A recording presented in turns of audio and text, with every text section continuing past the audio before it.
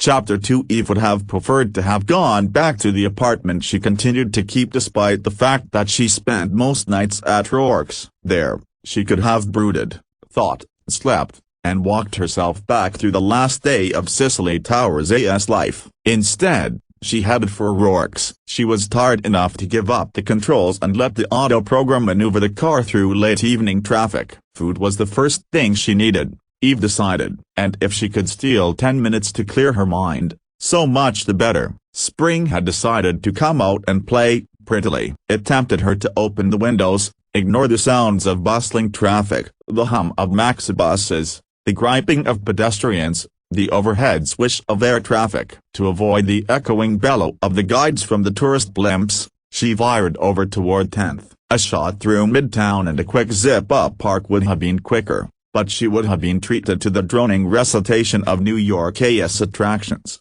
the history and tradition of Broadway, the brilliance of museums, the variety of shops, and a plug for the blimp's own gift emporium. As the blimp route skimmed over her apartment, she'd heard the spiel countless times. She didn't care to hear about the convenience of the people glides that connected the sparkling fashion shops from 5th to Madison or the Empire State Building's newest skywalk. A minor traffic snag ate 52nd with her pondering a billboard where a stunning man and a stunning woman exchanged a passionate kiss, sweetened, they claimed each time they came up for air, by Mountain Stream breath freshener. Their vehicles jammed flank to flank. A couple of cabbies shouted inventive insults at each other, a maxibus overflowing with passengers laid on its horn, adding a near-stinging screech that had pedestrians on rampways and sidewalks shaking their heads or their fists. A traffic hovercraft dipped low, blasted out the standard order to proceed or be cited. Traffic inched uptown,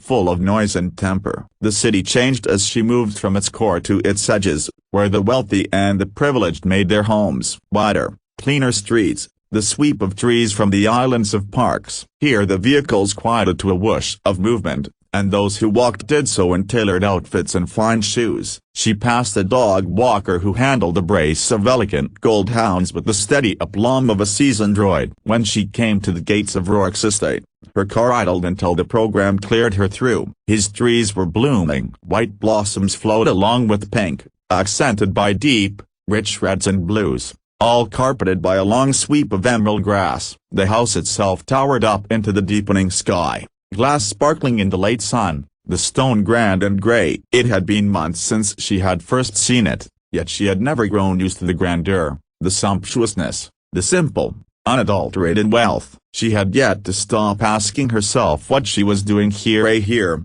with him. She left her car at the base of the granite steps and climbed them. She wouldn't knock. That was pride. And it was ornery. Rourke's butler despised her and didn't trouble to hide it. As expected, Somerset appeared in the hall like a puff of black smoke, his silver hair gleaming, a frown of disapproval ready on his long face. "Lieutenant." His eyes scrapped her, making her aware that she was wearing the same clothes she'd left in, and they were considerably rumpled. "We were unaware of the time of your return, or indeed, if you intended to return." "Were we?" She shrugged, and because she knew it offended him, peeled off her scarred leather jacket and held it out to his elegant hands. "Is Rourke here?" "He is engaged on an interspace transmission." "The Olympus Resort?" Somerset's mouth puckered like a prune. "I don't inquire as to Rourke's business." "You know exactly what he's doing and when," she thought, but turned out of the wide, glittery hall toward the curve of the stairs. "I'm going up. I need a bath." She tossed a glance over her shoulder. "You can let him know where I am when he's finished his transmission." She climbed up to the master suite. Like Rourke,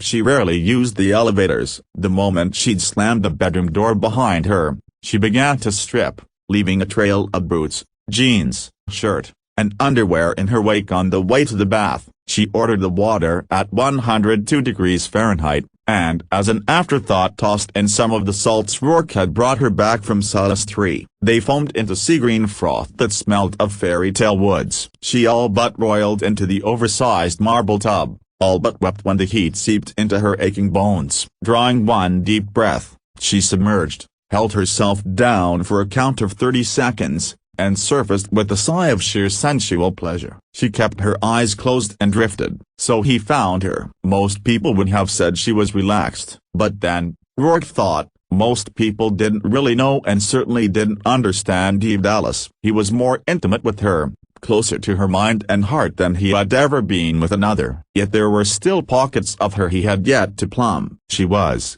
always, a fascinating learning experience. She was naked, dipped to her chin in steamy water and perfumed bubbles. Her face was flushed from the heat, her eyes closed, but she wasn't relaxed. He could see the tension in the hand that was fisted on the wide ledge of the tub, in the faint frown between her eyes. No, Eve was thinking, he mused, and worrying, and planning. He moved quietly, as he had grown up doing in the alleyways of Dublin, along wharves in the stinking streets of cities everywhere. When he sat on the ledge to watch her, she didn't stir for several minutes. He knew the instant she sensed him beside her. Her eyes opened, the golden brown clear and alert as they latched onto his amused blue. As always, just the sight of him gave her a quick inner jolt. His face was like a painting, a depiction in perfect toils of some fallen angel. The sheer beauty of it, framed by all that rich black hair, was forever a surprise to her. She cocked a brow, tilted her head. Pervert, it's my tub. Watching her still, he slid an elegant hand through the bubbles into the water and along the side of her breast. You'll boil in there. I like it hot. I needed it hot. You've had a difficult day. He would know,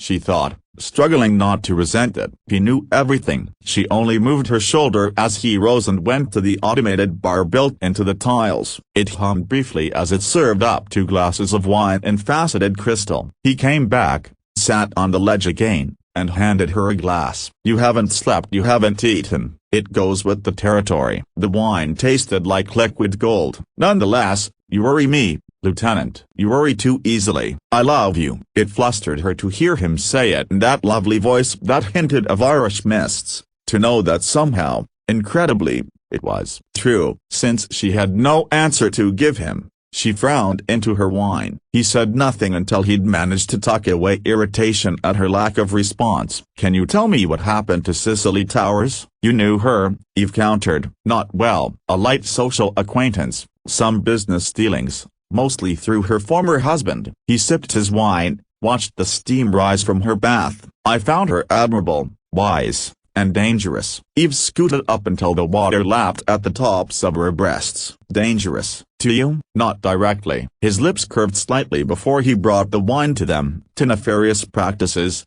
to illegalities, small and large, to the criminal mind. She was very like you in that respect. It's fortunate I've mended my ways. Eve wasn't entirely sure of that, but she let it slide. Through your business dealings and your light social acquaintance, are you aware of anyone who would have wanted her dead? He sipped again, more deeply. Is this an interrogation, Lieutenant? It was the smile in his voice that rubbed her wrong. It can be, she said shortly. As you like. He rose, set his glass aside, and began to unbutton his shirt. What are you doing? Getting into the swim, so to speak. He tossed the shirt aside, unhooked his trousers. If I'm going to be questioned by a naked cop, in my own tub, the least I can do is join her. Damn it, Rourke, this is murder. He winced as the hot water all but scalded him. You're telling me? He faced her across the sea of froth. What is it in me that is so perverse it thrives on ruffling you? And, he continued before she could give him her short,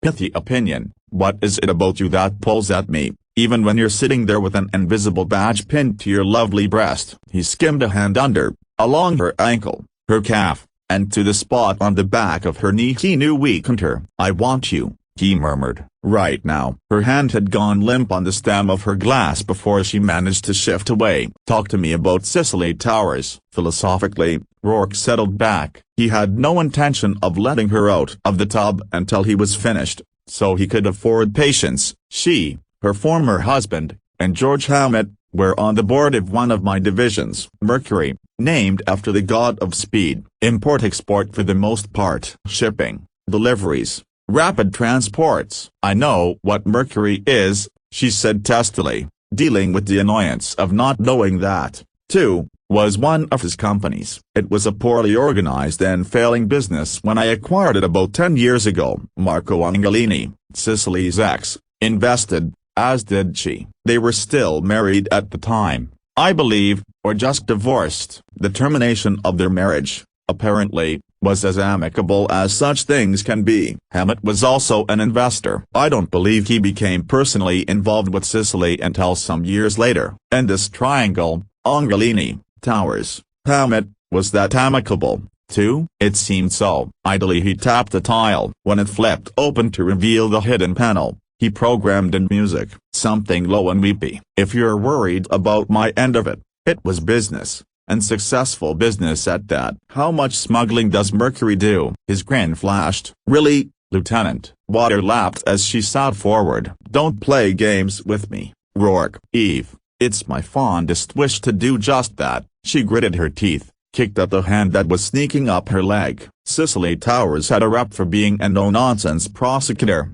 dedicated, clean as they come. If she'd discovered any of Mercury's dealings skirted the law, she'd have gone after you with a vengeance. So, she discovered my perfidy, and I had her lured to a dangerous neighborhood and ordered her throat cut. His eyes were level and entirely too bland. Is that what you think, Lieutenant? No, damn it. You know it's not, but others might, he finished. Which would put you in a delicate position. I'm not worried about that. At the moment, she was worried only about him. Rourke, I need to know. I need you to tell me if there's anything at all, that might involve you in the investigation. And if there is, she went cold inside, I'll have to turn it over to someone else. Haven't we been through this before? It's not like the de Blas case. Not anything like that. You're not a suspect. When he cocked a brow, she struggled to put reason rather than irritation in her voice. Why was everything so complicated when it touched on Rourke? I don't think you had anything to do with Cicely Towers' A.S. murder. Is that simple enough? You haven't finished the thought. All right, I'm a cop. There are questions I have to ask. I have to ask them of you,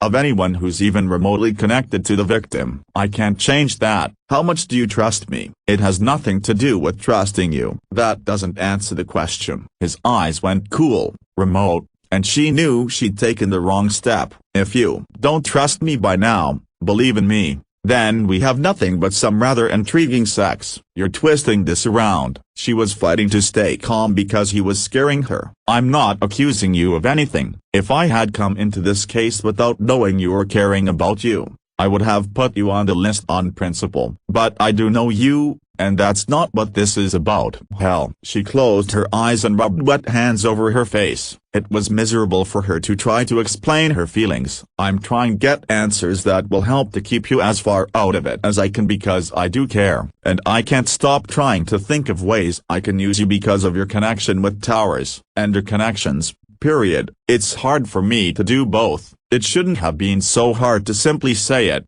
he murmured, then shook his head. Mercury is completely illegitimate now because there's no need for it to be otherwise. It runs well, makes an acceptable profit, and though you might think I'm arrogant enough to engage in criminal acts with the prosecuting attorney on my board of directors, you should know I'm not stupid enough to do so. Because she believed him, the tightness that she'd carried in her chest for hours broke apart. All right, there'll still be questions, she told him, and the media has already made the connection. I know. I'm sorry for it. How difficult are they making it for you? They haven't even started. In one of her rare shows of easy affection, she reached for his hand, squeezed it. I'm sorry, too. Looks like we're in another one. I can't help. He slid forward so that he could bring their joined hands to his lips. When she smiled, he knew she was, finally, ready to relax. It isn't necessary for you to keep me out of anything. I can handle that myself, and there's no need to feel guilty or uncomfortable for considering that I could be useful to you in the investigation. I'll let you know when I figure out how you might be. This time she only arched her brows when his free hand snaked up her thigh. If you try to pull that off in here, we're going to need diving equipment. He levered himself to her, over her, so that water sloshed dangerously at the lip of the ledge. Oh, I think we can manage just fine on our own. And he covered her grinning mouth with his to prove it. Late in the night when she slept beside him, Rourke lay awake watching the stars whirl through the sky window over the bed. Worry he hadn't let her see was in his eyes now. Their fates had intertwined, personally, professionally. It was murder that had brought them together, and murder that would continue to poke fingers into their lives. The woman beside him defended the dead, as Cicely Towers had often done, he thought, and wondered if that representation is what had cost her her own life. He made it a point not to worry too much or too often about how Eve made her living. Her career defined her. He was very much aware of that. Both of them had made themselves remade themselves from the little or nothing they had been. He was a man who bought and sold, who controlled, and who enjoyed the power of it and the profit. But it occurred to him that there were pockets of his business that would cause her trouble if the shadows came to light. It was perfectly true that Mercury was clean, but it hadn't always been true. He had other holdings, other interests that dealt in the gray areas. He had grown up in the darker portions of those gray areas. After all, he had a knack for them. Smuggling, both terrestrial and interstellar, was a profitable and entertaining business. The truly excellent wines of Taurus V, the stunning blue diamonds mined in the caves of Ruffini, the precious transparent porcelain manufactured in the arts colony of Mars. True, he no longer had to bypass the law to live, and live well. But old habits die hard. The problem remained. What if he hadn't yet converted Mercury into a legitimate operation? What he saw as a harmless business diversion would have weighed on Eve like a stone. Added to that was the humbling fact that despite what they had begun to build together, she was far from sure of him. She murmured something, shifted. Even in sleep, he mused. She hesitated before turning to him. He was having a very difficult time with that. Changes were going to be necessary, soon, for both of them. For the moment, he would deal with what he could control. It would be very simple for him to make a few calls and ask a few questions relating to Sicily Towers. It would be less simple and take a bit more time to convert all of those gray areas of his concerns into the light. He looked down to study her. She was sleeping well, her hand open and relaxed on the pillow. He knew sometimes she dreamed badly, but tonight her mind was quiet. Trusting it would remain so, he slipped out of bed to begin. Eve woke to the fragrance of coffee. Genuine, rich coffee ground from beans cultivated on Rourke's plantation in South America. The luxury of that was, Eve could admit, one of the first things she'd grown accustomed to, indeed come to depend on, when it came to staying at Rourke's. Her lips were curved before her eyes opened. Christ. Heaven couldn't be better than this. I'm glad you think so. Her eyes might have still been blurry, but she managed to focus on him. He was fully dressed in one of the dark suits that made him look both capable and dangerous. In the sitting area below the raised platform where the bed stood, he seemed to be enjoying breakfast and his quick daily scan of the day's news on his monitor. The grey cat she'd named Galahad lay like a fat slug on the arm of the chair and studied Rourke's plate with bicolored, avaricious eyes. "What time is it?" she demanded, and the bedside clock murmured the answer, 0600. "Jesus, how long have you been up?" "A while." "You didn't say when you had to be in." She ran her hands over her face, up through her hair. "I've got a couple hours." A slow starter. She crawled out of bed and looked groggily around for something to wear. Rourke watched her a moment. It was always a pleasure to watch Eve in the morning, when she was naked and glassy-eyed. He gestured toward the robe the bedroom droid had picked up from the floor and hung neatly over the foot of the bed. Eve groped into it, too sleepy yet to be baffled by the feel of silk against her skin. Rourke poured her a cup of coffee and waited while she settled into the chair across from him and savored it. The cat, thinking his luck might change, thudded onto her lap with enough weight to make her grunt. "You slept well." "Yeah." She drew the coffee in like breath, winced only a little as Galahad circled her lap and kneaded her thighs with his needle claws. "I feel close to human again." "Hungry?" She grunted again. Eve already knew his kitchen was staffed with artists. She took a swan-shaped pastry from the silver tray and downed it in 3 enthusiastic bites. When she reached for the coffee pot herself, her eyes were fully open and clear. Feeling generous, she broke off a swan's head and gave it to Galahad. "It's always a pleasure watching you wake up," he commented, "but sometimes I wonder if you want me only for my coffee." "Well, a broken bar." She grinned at him and sipped again. "I really like the food, too, and the sex isn't bad. You seem to tolerate it fairly well last night." "I have to be in Australia today. I may not make it back until tomorrow or the day after." "Oh, I'd like you to stay here while I'm gone. We've been through that." "I don't feel comfortable." "Perhaps you would if you'd consider it your home as well as mine." Via broken bar. He laid a hand on hers before she could speak. "When are you going to accept what I feel for you?" "Look, I'm just more comfortable in my own place when you're away. And I've got a lot of work right now." "You didn't answer the question," he murmured. "Never mind, I'll let you know when I'll be back." His voice was clipped now. "Cool," and he turned the monitor toward her. "Speaking of your work, you might like to see what the media is saying." Eve read the first headline with a kind of weary resignation, mouth grim. She scanned from paper to paper. The banners were all similar enough. "Renowned New York prosecutor murdered, police baffled." There were images, of course, of towers, inside courtrooms, outside courthouses, images of her children, comments and quotes. Eve snarled a bit at her own image in the caption that labeled her the top homicide investigator in the city. "I'm going to get grief on that," she muttered. There was more, naturally. Several papers had printed a brief rundown of the case she'd closed the previous winter, involving a prominent U.S.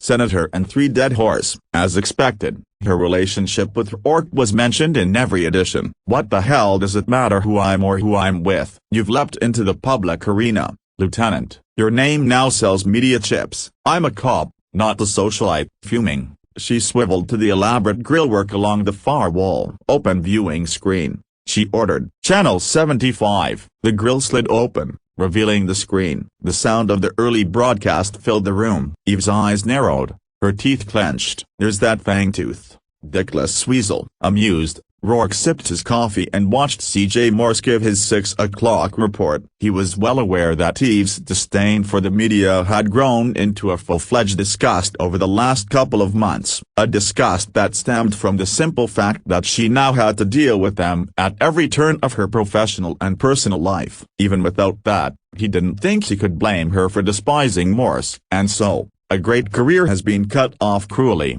violently. A woman of conviction, dedication, and integrity has been murdered on the streets of this great city, left there to bleed in the rain. Cicely Towers will not be forgotten, but will be remembered as a woman who fought for justice in a world where we struggle for it. Even death can't dim her legacy. But will her killer be brought to the justice she lived her entire life upholding? The Police and Security Department of New York as yet offers no hope. Primary Investigating Officer, Lieutenant Eve Dallas, a jewel of the department, is unable to answer that question. Eve all but growled when her image filled the screen. Morse's voice continued. When reached by a link, Lieutenant Dallas refused to comment on the murder and the progress of the investigation. No denial was issued as to the speculation that a cover-up is in process. A broken bar. Why that smarmy-faced bastard? He never asked about a cover-up. What cover-up? The slap of her hand on the arm of the chair made Galahad leap away to safer ground. "I've barely had the case for 30 hours. SSH.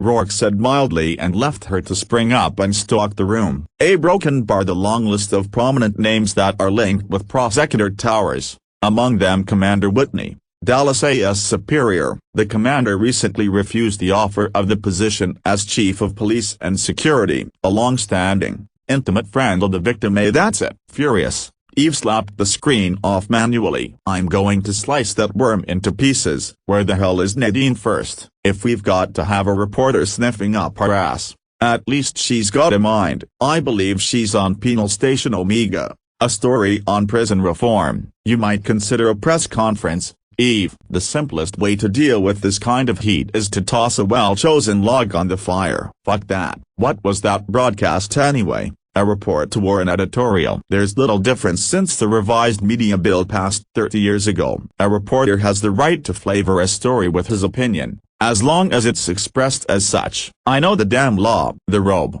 brilliant with color, swirled around her legs as she turned. He's not going to get away with insinuating a cover-up. Whitney runs a clean department. I run a clean investigation. And he's not going to get away with using your name to cloud it, either. She continued. That's what he was leading up to with that excuse for news. That was next. He doesn't worry me, Eve. He shouldn't worry you. He doesn't worry me. He pisses me off. She closed her eyes and drew a deep breath to settle herself. Slowly, very slowly and very wickedly, she began to smile. I've got the perfect payback. She opened her eyes again. How do you think that little bastard would like it if I contacted first? Gave her an exclusive. Rourke set aside his cup. Come here. Why? Never mind. He rose and went to her instead, cupping her face in his hands. He kissed her hard. I'm crazy about you. I take that to mean you think it's a pretty good idea. My late unlamented father taught me one valuable lesson. Hey boy, he would say to me in the thick brogue of a champion drunk. The only way to fight is to fight dirty. The only place to hit is below the belt. I have a feeling you'll have Morse nursing his balls before the day's out. No, he won't be nursing them. Delighted with herself, Eve kissed him back. Because I'll have sliced them right off. Rourke gave a mock shudder. Vicious women are so attractive. Did you say you had a couple of hours? Not anymore. I was afraid of that. He stepped back, took a disk from his pocket. You might find this useful. What is it? Some data I put together, on towers as X, on Hammett, files on Mercury. Her fingers chilled as they closed over the disk. I didn't ask you to do this. No, you didn't. You'd have gotten access to it, but it would have taken you longer. You know, if you require my equipment, it's available to you. She understood he was talking about the room he had, the unregistered equipment that the sensors of CompuGuard couldn't detect. I prefer going through proper channels for the moment. As you like. If you change your mind while I'm gone, Somerset's aware you have access. Somerset wishes I had access to hell, she muttered. Excuse me? Nothing. I've got to get dressed. She turned away, then stopped. Rourke, I'm working on it. On what? On accepting what you seem to feel for me. He lifted a brow. Work harder, he suggested.